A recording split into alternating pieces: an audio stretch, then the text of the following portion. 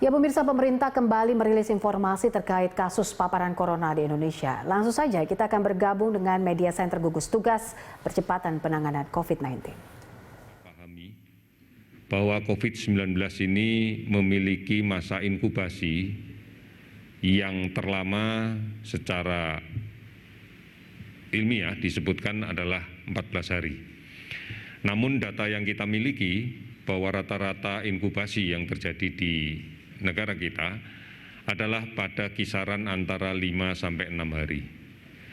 Artinya bahwa kasus positif yang kita dapatkan pada hari ini itu sebenarnya adalah kasus yang terinfeksi pada 5-6 hari yang lalu. Oleh karena itu, gambaran penambahan kasus hari demi hari itu adalah merepresentasikan apa yang terjadi di 5-6 hari yang lalu. Kita sudah memiliki kesepakatan bersama terkait dengan upaya untuk menghentikan sebaran ini. Di antaranya adalah melaksanakan physical distancing, mengatur jarak. Artinya bahwa kegiatan physical distancing yang kemudian dalam implementasinya diwujudkan dalam bentuk tetap tinggal di rumah, bekerja dari rumah, belajar dari rumah, dan melaksanakan ibadah di rumah tidak sepenuhnya bisa dilaksanakan dengan baik. Oleh karena itu, penularan di luar masih saja terjadi. Di dalam rangka untuk memperkuat lagi tentang upaya physical distancing, maka pemerintah memberikan kesempatan kepada seluruh pemerintah daerah untuk secara berjenjang, secara terstruktur mengajukan pembatasan sosial berskala besar. Hakikat dari kegiatan pembatasan sosial berskala besar sebenarnya adalah untuk menegaskan kembali tentang pembatasan-pembatasan aktivitas sosial orang per orang yang sangat memungkinkan terjadinya penularan kasus ini dari seseorang yang positif COVID-19 kepada orang lain yang sangat rentan.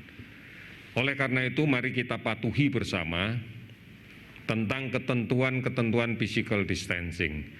Apalagi seperti yang sudah dilaksanakan oleh pemerintah DKI untuk menerapkan PSBB. Oleh karena itu, inilah salah satu cara bagi kita untuk secara komitmen lebih kuat, secara lebih tegas lagi melaksanakan kegiatan physical distancing.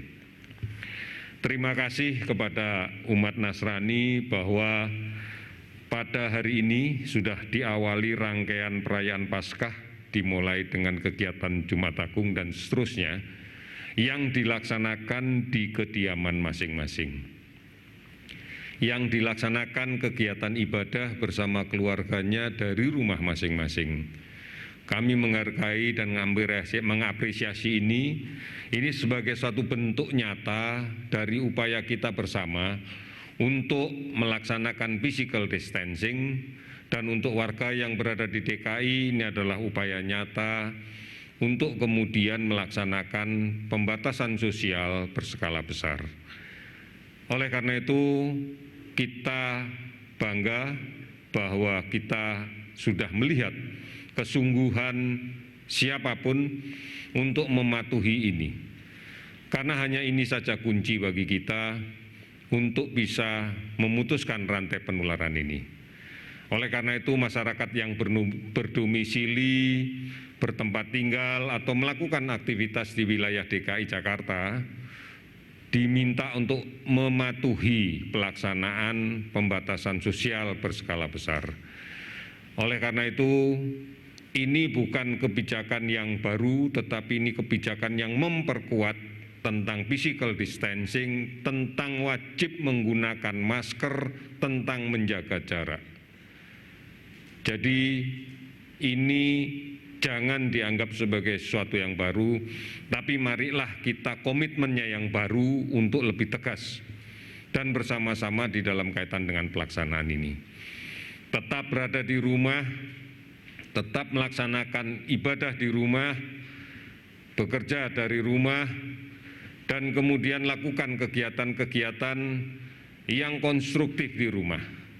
Kita sadari bersama bahwa saat ini yang sedang kita hadapi untuk beberapa daerah adalah ancaman peningkatan kasus demam berdarah.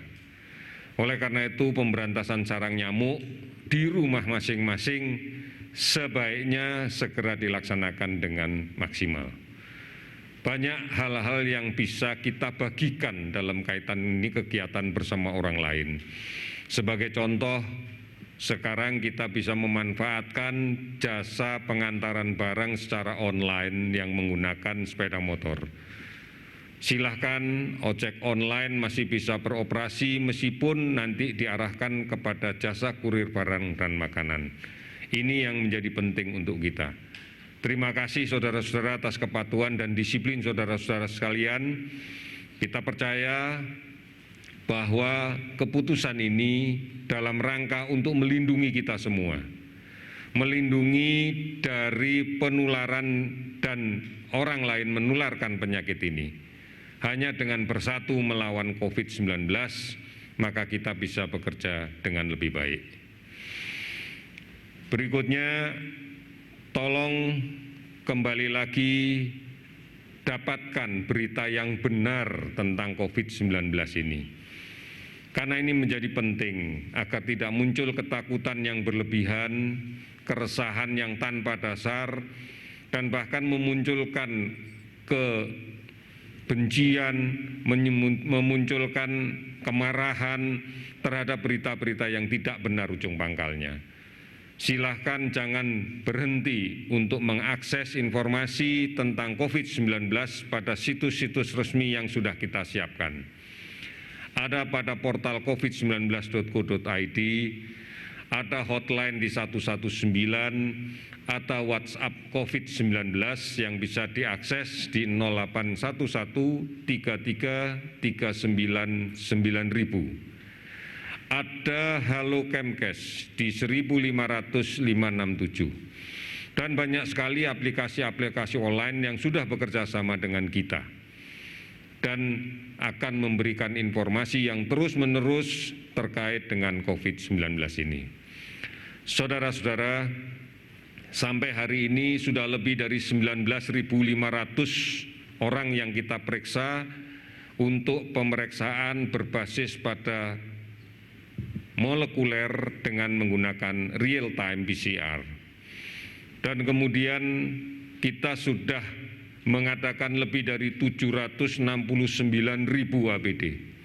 Sudah kita bagikan 698.650 kita bagikan ke seluruh Indonesia. Dan kami sudah menerima laporan dari para dinas kesehatan provinsi dan kemudian juga dari gugus tugas percepatan penanganan COVID di tingkat provinsi.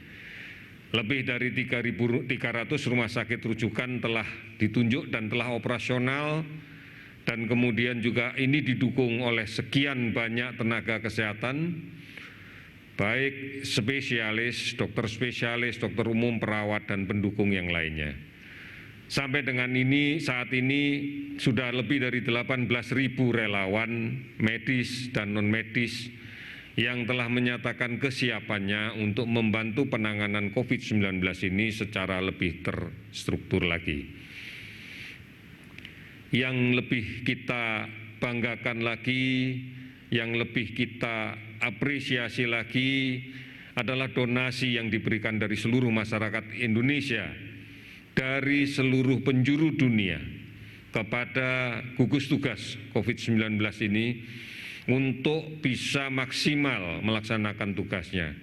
Sudah lebih dari 195 miliar rupiah kita terima.